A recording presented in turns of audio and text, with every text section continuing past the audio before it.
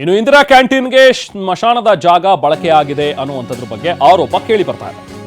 ಸ್ಮಶಾನದ ಜಾಗವನ್ನ ಇಂದಿರಾ ಕ್ಯಾಂಟೀನ್ಗೋಸ್ಕರ ಬಳಕೆ ಮಾಡ್ಕೊಂಡಿದ್ದಾರೆ ಅಂತ ಹೇಳಿ ಇರುವಂತಹ ಆರೋಪ. ಇದು ಹುಬ್ಬಳ್ಳಿಯಲ್ಲಿ ಸರ್ಕಾರದ ವಿರುದ್ಧ ಜನ ಆಕ್ರೋಶವನ್ನು ವ್ಯಕ್ತಪಡಿಸ್ತಾ ಇದ್ದಾರೆ. ಇಂದಿರಾ ಕ್ಯಾಂಟೀನ್ ನಿರ್ಮಾಣಕ್ಕೆ ಹಿಂದೂ ಸಂಘಟನೆ ಕೂಡ ಕಿಡಿಕಾರಿದೆ. ಹುಬ್ಬಳ್ಳಿಯ ಮಂಟೂರು ರಸ್ತೆಯಲ್ಲಿ ಕ್ಯಾಂಟೀನ್ ನಿರ್ಮಾಣ ಕಾರ್ಯ ಆಗ್ತಾ ಇದೆ.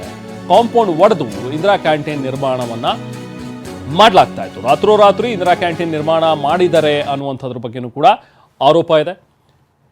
ಈಗ ಸದ್ಯಕ್ಕೆ ಹಿಂದೂ ಸಂಘಟನೆಗಳು ಕೂಡ ಎಚ್ಚರಿಕೆಯನ್ನು ನೀಡಿವೆ. ಉಗ್ರ ಹೋರಾಟವನ್ನು ಮಾಡ್ತೀವಿ ಅನ್ನುವಂಥ ಒಂದು ಎಚ್ಚರಿಕೆಯನ್ನು ಕೊಟ್ಟಿದ್ದಾರೆ.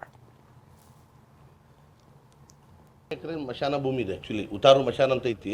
ಇದಾಗ ಏನು ಮೇಜರ್ ಪ್ರಾಬ್ಲಮ್ ಅಂದ್ರೆ ಪ್ರಸಾದ್ ಅಬ್ಬಿ ಅವರು ಭಾಳ ಮುಂದಾಳತ್ವ ವಹಿಸ್ಕೊಂಡು ಒಂದು ದಲಿತರ ಮಶಾನ್ ಭೂಮಿ ಮತ್ತು ಹಿಂದುಳಿದವ್ರು ಎಲ್ಲರೂ ಕೂಡ ಇಲ್ಲೇ ಮಶಾನ್ ಸುಡ್ತೇವೆ ಉಗಿತೀವಿ ಎಲ್ಲ ಐತಿಲ್ಲ, ಈ ಜಾಗದಾಗ ಉಗಿತಿದ್ರು.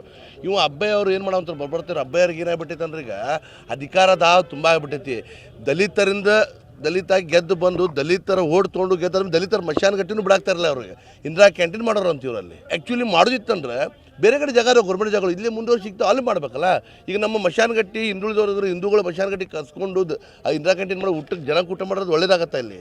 ಯಾಕಂದ್ರೆ ನಾವು ತಿಥಿ ಊಟಕ್ಕೆ ಮಶಾನಗಟ್ಟಿಗೆ ಬಂದು ಮಾಡಿ ತಿಥಿ ಊಟ ಮಾಡೋಗ್ತೀವಿ ನಾವು ತಿಥಿ ಎಲ್ಲ ತಂದು ಅಂತಲ್ಲಿ ನೀವು ಜನರ ತಂದು ಊಟ ಮಾಡಿಸೋ ವ್ಯವಸ್ಥೆ ಮಾಡ್ತಾರಲ್ಲ ಪ್ರಸಾದ್ ಅಬ್ಬೆ ಅವರು. ಇದು ಶುದ್ಧ ಮಾಡೋದು ಭಾರಿ ಅನ್ಯಾಯ ದಲಿತರಿಗೆ. ಯಾಕಂದ್ರೆ ಇವ್ರು ಕಾಂಗ್ರೆಸ್ ಸರ್ಕಾರದವ್ರು ಆಗಿದ್ದು ದಲಿತರ ವಿರುದ್ಧದವ್ರು ಆಗಿದ್ದರು.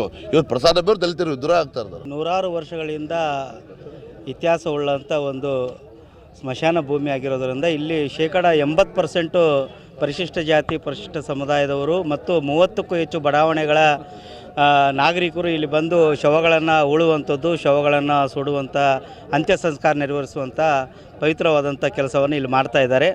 ಆದರೆ ಶಾಸಕ ಪ್ರಸಾದ್ ಅಬ್ಬಯ್ಯ ಅವರು ಏನು ಮೀಸಲ ಕ್ಷೇತ್ರದಿಂದ ಪರಿಶಿಷ್ಟ ಜಾತಿ ಪರಿಶಿಷ್ಟ ಪಂಗಡಗಳ ಮೀಸಲ ಕ್ಷೇತ್ರದಿಂದ ಆಯ್ಕೆಯಾಗಿ ಇವತ್ತು ಇದೇ ಪರಿಶಿಷ್ಟ ಜಾತಿ ಪರಿಶಿಷ್ಟ ಸಮುದಾಯಗಳ ನಾಯಕರುಗಳನ್ನು ಆ ಸಮುದಾಯವನ್ನು ಹತ್ತಿಕ್ಕುವಂಥದ್ದು, ಅವ್ರನ್ನ ದಮನ